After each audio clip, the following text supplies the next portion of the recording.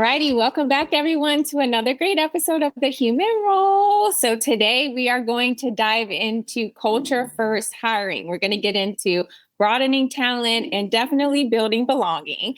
So I have another amazing guest. We have John Ferguson. He is a champion of inclusion, people strategies. He's a culture transformation specialist and a board member of the SHRM Foundation. So really excited to have John here today. He's a perfect person and colleague to have when we're talking about culture first, just given his experience. So John, thank you so much for being here today. Really excited to have you and allow you to share your insight to my network. But before we get started, I wanted to allow you the floor for anyone who is new to your platform so that you can give them some details on your background and what kind of led you here today on your journey. Perfect. Thank you so much for having me. Super excited to be here with you today, Tiana. And I just look forward to this. I think how deep and how wide we'll probably go in our conversation. We had an intro call and we were both lighting up like fireflies over here just through the synergies that we have. So I know that will pull through in today's recording. So who is John Ferguson? So born and raised in Greenville, South Carolina, to a family of entrepreneurs. My dad was a military vet. So it really was a foundation for sort of always being curious and never limiting yourself. So that was sort of what rooted me along with growing up in the church. So I graduated from college with a political science degree from Furman University, which is in my hometown. And then I said, you know what, this makes sense. Let's go to the nation's capital. So I went to Washington, D.C. and started my career in HR. And I would almost say by happenstance, I was fully dedicated to finding a job on Capitol Hill.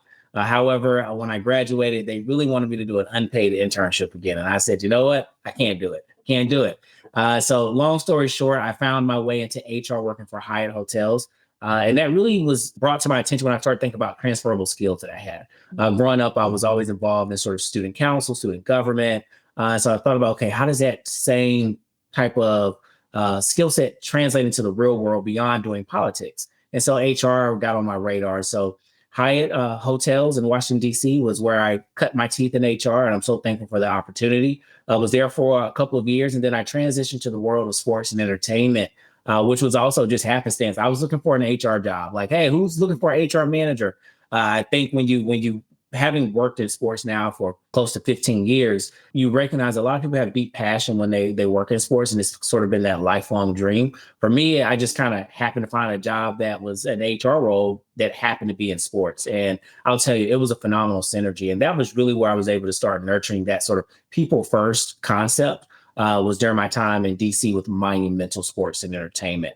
So I was there for a decade. That is a long time and a phenomenal body of work that I was able to produce there. And then I went and got my MBA, and then also from Howard University. And then I earned an executive certification in strategic diversity and inclusion management from Georgetown University. And that was when I realized I'm ready for the top seat. So what opportunities would be out there, and the power of LinkedIn. So if you hear anyone out here looking for roles and opportunities, LinkedIn is a very powerful tool. However, I ended up landing at NASCAR in Daytona Beach, Florida. So my family and I relocated, and it was a phenomenal run. So I just wrapped up my time there. And when I'll tell you about that was a very pivotal moment of my career because it allowed me to come in not only as a first-time CHRO, but it also gave me this place where I could go in to lead, build, and transform. A lot of the work that we did to attract new fans, but also grow and increase our employment brand was remarkable.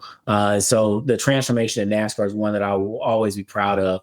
And then now I get the opportunity to speak with you today and tell you some of the exciting things we're doing with the SHRM Foundation and also just all things HR and what's on the horizon. So Tiana, thank you for the opportunity. I'm so excited for today's discussion. Yeah, if anyone had any question about the resume of why he was the pick to talk about this topic, he definitely explained that appropriately. I saw John speak at the Transform conference this year, and it was great. Like he had really great insight when it came to AI. So shout out to Transform for bringing the network together because it was a fun time and we happened to be sitting by each other. And so I'm excited for him to kind of share just his whole experience and his thought process here. And as he mentioned, we're going to get into his SHRM Foundation. So also John presented me with this new hub that I had no clue about from my end. So I'm really excited for him to dip into that and share, the meaning behind all that. So the SHRM Foundation Skills First Back to Work Hub is a big part of John's background as well, and something that really excites him, in this current pivotal moment in life. And so I'm really interested to hear, John, exactly what that is, but why it is a really critical tool in today's workforce. So the Skills First Hub is really where we say, what can you as an individual do to help move this business or this organization forward? Because I'm sure you can relate to this, but when I graduated from college, every job description had 4-year degree required or preferred. And so it's really allowing us to see people for the skills that they possess and that they bring separate from the credentials. Because I just told you, I came from an entrepreneurial family. I was first generation college. So imagine how many opportunities that my parents may have wanted to pursue, but were unable to because there was a degree requirement.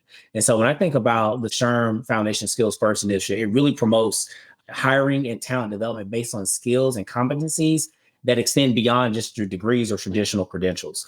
And so it's really exciting. And I think some employers are unsure how to go about that because we've always kind of had this check the box thing.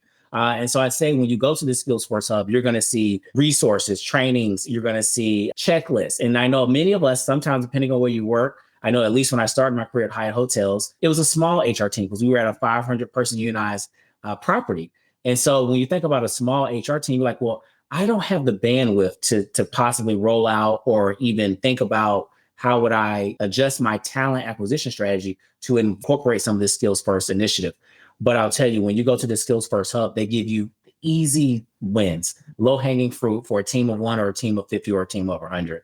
And so it really just breaks down those barriers so that untapped talent pools can get back to work. And when I think about untapped talent pools, let's run through that. So we're talking about veterans. We're talking about justice involved individuals, people with disabilities, or workers simply without degrees. And so this allows us to support those people getting them back to work. There was a stat that I saw earlier, and unfortunately, I'm going to try to paraphrase my way through it, but I think there's over 70 million Americans are skilled through experience, but lack a 4-year degree. Right now, Tiana, I'm not sure if you're hearing it, but I start to hear sometimes that we're having a skill shortage in some areas. And then sometimes I hear that people are unable to hire people. But we also know there's barriers that have been in place that can prevent some people from entering the workforce. So skills first approach, when you boil it down, it diversifies the talent pipelines and closes the opportunity gap. And it also aligns with inclusive hiring practices because we want to make sure that we give everyone an opportunity to come and do their best and to provide for their family. So Tiana, that's the tip of the iceberg on Skills First. But I encourage everyone to please visit the SHRM Foundation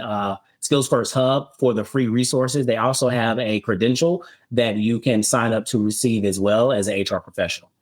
Nice. Okay, look, I mean, a lot to unpack there, but first, the Skills First Hub, we will absolutely have this on the screen and also attached in the post as well. So be sure to click on it, review it. If you have any questions, you can absolutely reach out to John for those questions. But I think one thing you mentioned that was really key to me is like the easy wins, right? So like when you're in it from an HR seat and you're so swamped, sometimes you don't realize that like something very small can go a long way. And so just having someone point out what those easy wins are, a lot of times when people think of making a change, they think of having to dip into budgets and bring on a new system or a new platform. Sometimes it's just a simple shift, internally that costs nothing or costs very minimal. So I think that was really important to highlight where there could be some easy wins that could help your population and feed back into your culture. So absolutely love that. And we know between the hiring space and the talent space, there are certain barriers, right? Which is why D&I and B are so important. So I think is great to highlight. And so I'm really wanting to re-encourage everyone to absolutely go and look at that hub and reach out if you have any questions, because it's I've looked through it and it's very insightful. And then of course, if you can get a certification, that's a cherry on top. So all good stuff there. All right, so let's get in to your view on what it really means as we talk about hiring and talent, what it really means to hire the right candidate today, right? We're talking about different generations in the workforce. Things are ever evolving and changing and shifting every day, from culture to skills and to really expectations from when I think we were starting off into the workforce until now. So I really would love to hear your insight on, what that really means in order to get the right candidate for a role. Yes. Early in my career, I was taught a phrase, and it has always stayed with me when you think about recruiting and identifying talent. And it was very simple: hire the talent, or hire the attitude, train the skill. Hire the attitude, train the skill. And I think that has been something that has always allowed me to see the person for their full experience, but also just recognize, when you get to where I am in my career, you recognize some people just don't have the proper attitude to navigate the landscape, to do the role. And that's something that is hard to teach someone. You had lots of inputs that have created and helped you become the person that you are. So I want to, I believe in hiring the attitude and we can train the skill. But that also believes that I have this belief that we can do a lot of things as humans and as individuals. So when we think about inclusive hiring practices or identifying the right talent, there are some roles that are going to require specific skills. But I think attitude, because I really want to spend time today, Tiana, talking to Gen Z, because I think they are getting some interesting headlines in the marketplace right now. Some companies are running away from them because they're like, hey, we can come in, we can do the work, but you need to tell us exactly what we need to do. And so with that, there's a level of patience that we need to have. But I think they all have some pretty robust attitudes. They just gotten accustomed to being able to ask someone for the question and getting an answer all the time. And so I teach and coach them like, hey, you have to be resourceful. You have to be able to use the resources available to you. It's okay to ask questions, but there are certain things when you start working full time that an employer is going to expect for you to understand and be able to deliver on, I would say, out of the gate. Yeah, there's almost a different feel too, right? The technology has expanded so much that there's a layer of roles where we would get our initial experience from back in the day versus now, we've got AI stepping in too. So I think there's a different layer of how you have to treat the different generations and what their expectations are. And I think just having that conversation and being transparent really goes a long way, which is an amazing segue into the next thing I wanted to pick your brain about. So since we are in very uncertain and unprecedented times, I guess you can say another some years past COVID, we're seeing ourselves back into that state. So in your experience, what would you say are, some practical ways that HR leaders can really foster trust and culture, especially as we talk about the different generations? Kind of curious on what your thoughts are there. The first thing I'm going to say is lower the waterline. It is something that I've said a few times, but lower the waterline. And what I mean by that is just think about that iconic iceberg image. Above the waterline is the highlight reel. It's all the things that went well. But when we get below that waterline, we start to see what people have tried. They failed forward, or they just made a bad decision at some point. But I think that's where the real lessons are. And when we lower that waterline in a one-to-one setting or in a group setting, we start to recognize how much more we have in common than we don't. And so I always strive for people to be open and transparent as much as they're comfortable with. But as a leader, I try to lead with transparency and vulnerability. Because 9 times out of 10, Tiana, if you go to someone and you tell them a secret, or if they tell you a secret, you're like, wow, I didn't know we were that level of friendship. I feel like there's trust here. You will 9 times out of 10 in return share something that maybe you would not have shared because you've created a safe space for people and each other to be vulnerable. So when I think about HR leaders, it's the art of lowering the waterline and making sure we teach our people leaders, what does that look like? Because it's not a one size shoot fits all approach. We're gonna have to meet people where they are. But 9 times out of 10, if you're trying to establish a relationship and you kind of lead with this vulnerable state, people will lean back in with you. So I encourage people to lower that waterline, be vulnerable, be transparent, but also listen. There's a lot that we can learn when we just take time to really listen to what is impacting someone.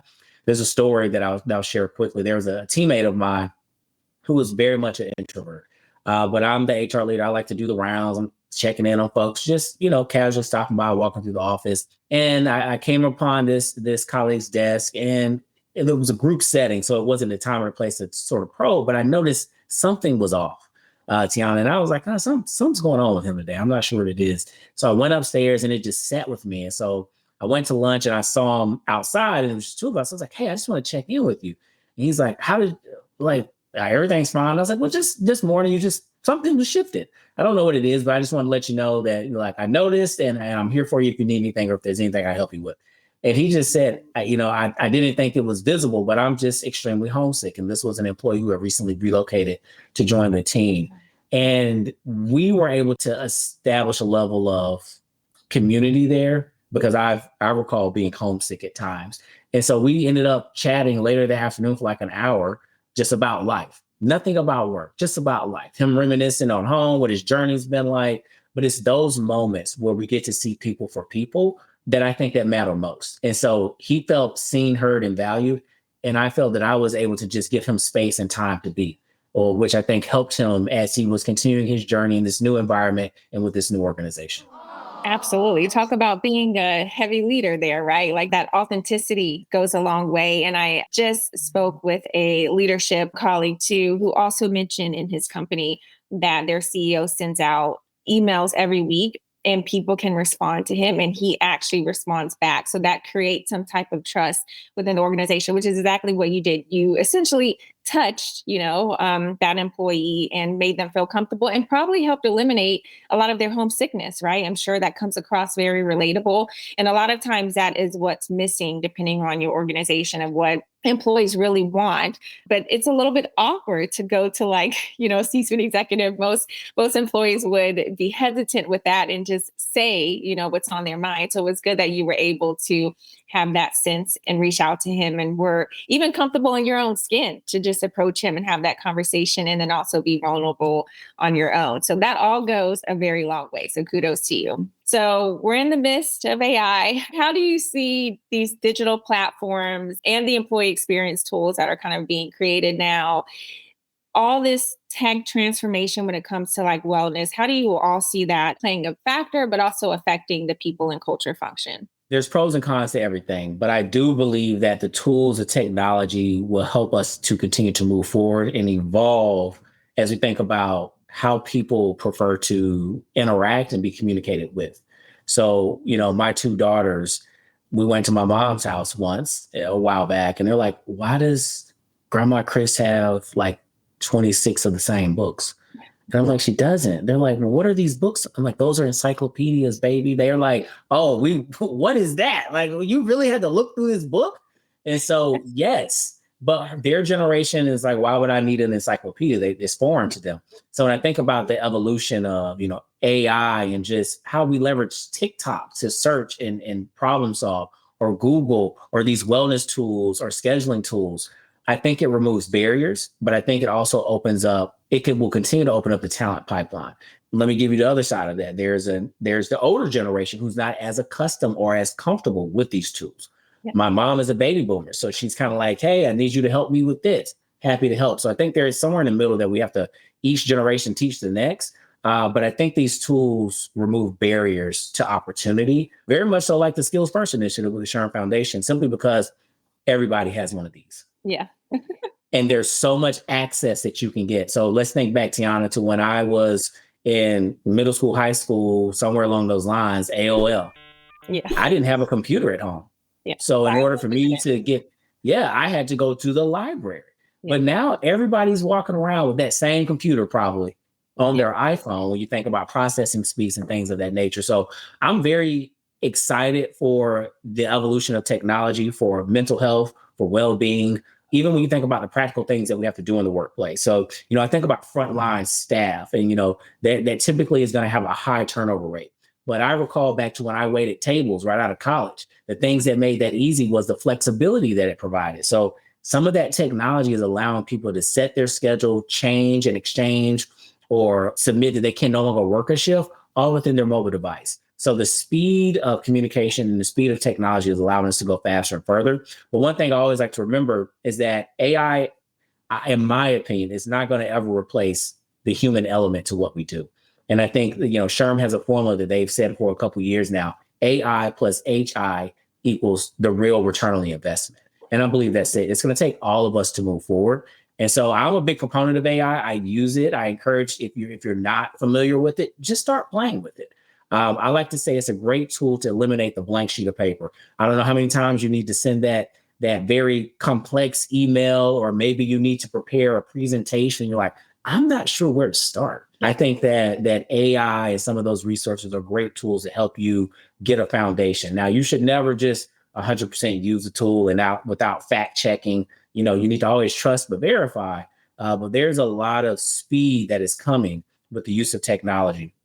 And I'll tell you one sort of lookout that I have, though, is as companies are trying to figure out where does this fit into our current way in which we do business. Mm-hmm. I think that's where we are. We're at this kind of intersection of like, we've had a digital transformation, but now there's this AI transformation. And some people are saying, well, hey, if AI can do these elements, then I don't need these functions anymore.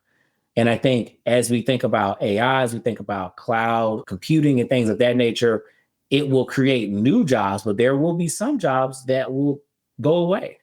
And so I encourage everyone to be on the front edge of understanding what that skill set is, what it will require of you, or even how is your company looking to incorporate those tools into your daily routine.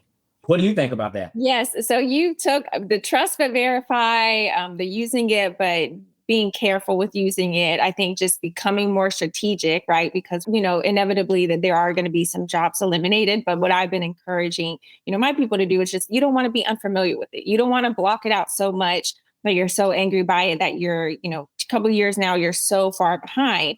You want to make sure that you are knowledgeable about it and can speak to it and try to figure out a way on how you can even maybe help code it or help build it for, clients in the HR space, help build these bots. Because to your point, the human aspect, we are going to be the ones that need to provide the answers to these chat bots to spit out properly. So is it really taking away job? It's just no, it's helping eliminate so many people coming to your door, but you're still managing that back end piece.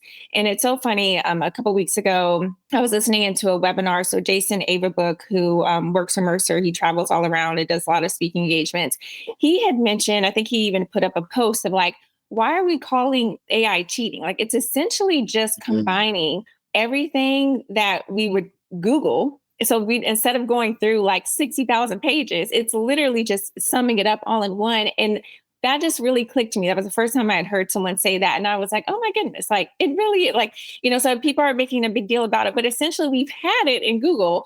We just had to go through all these different articles and now it's summing things together. So I think that was an even more eye opener to me that like it is okay to accept it. And I think between businesses and schools and stuff, we've got to figure out a way to somehow build it in versus pushing it out or pointing the finger or calling someone names, because they're using it.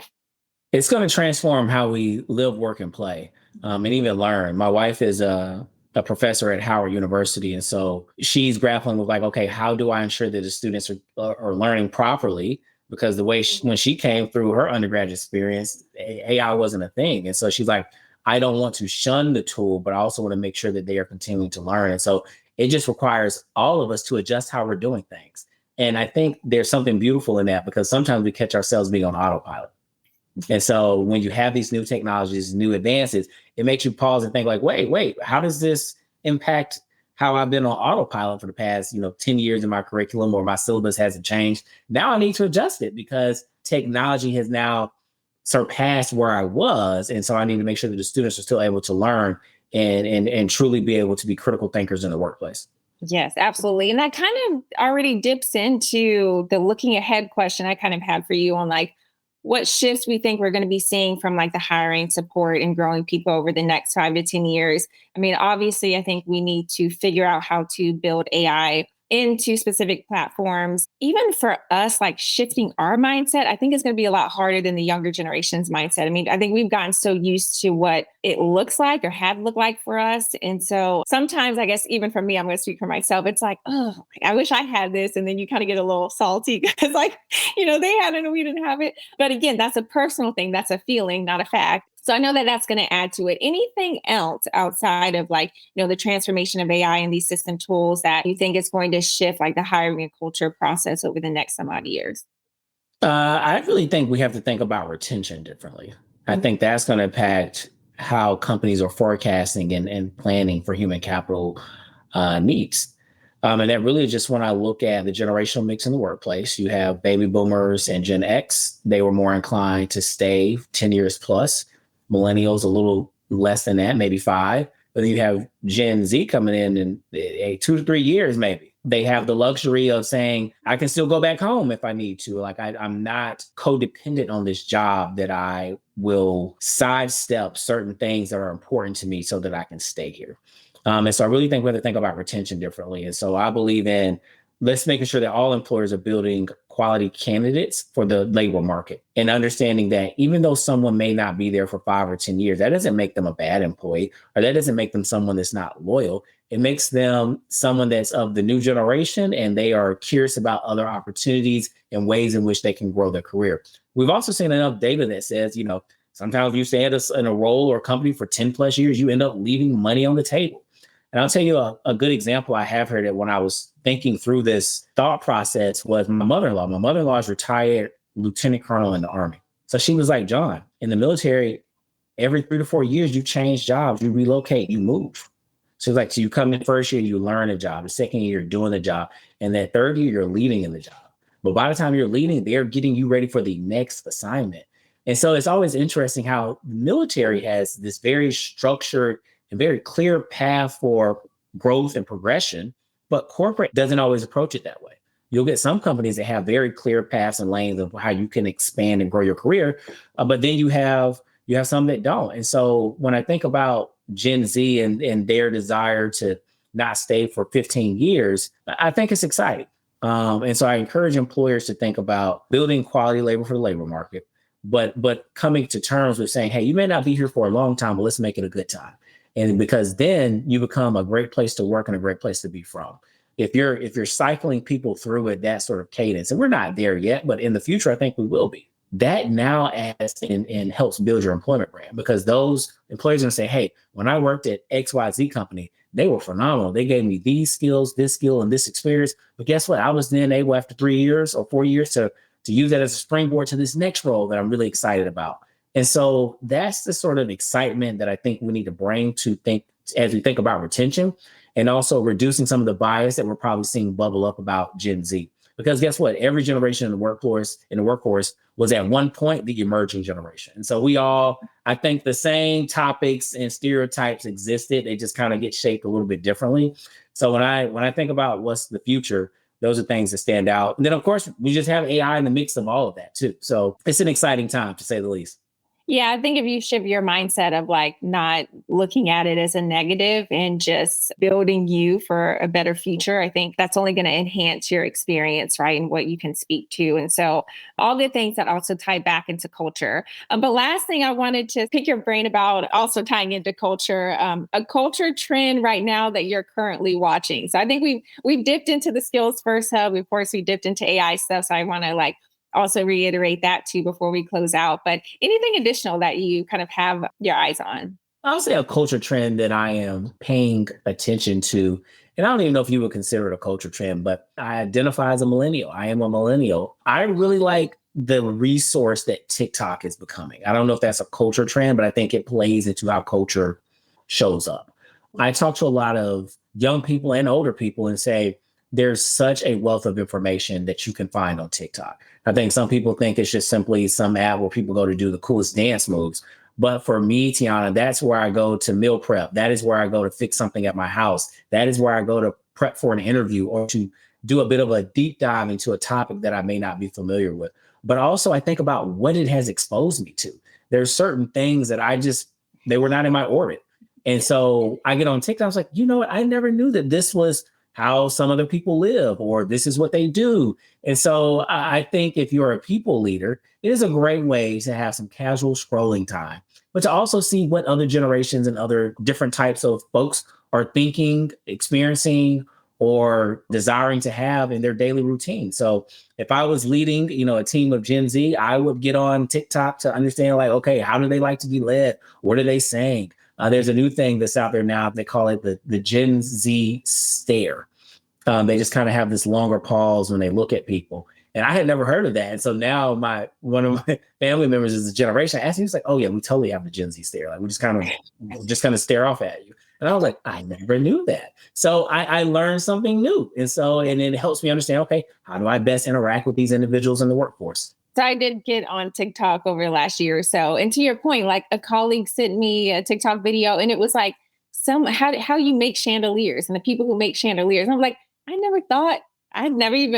would not have thought of that. So then I was like, for 2 to 3 minutes looking at how they create the chandelier space. So to your point, it does open up a different conversation on things that you may have never even thought of or even been interested in, but like it is actually interesting to see how that's done. So yeah, lots of people go to TikTok for everything. So I do agree with that is like, look, if you're struggling to fit in with a new generation that you're hiring, use the resources, use that as like an icebreaker to talk to them with. So all good things. All right, John, I've taken enough of your time. I really appreciate you being on today. This is such a great conversation, you guys.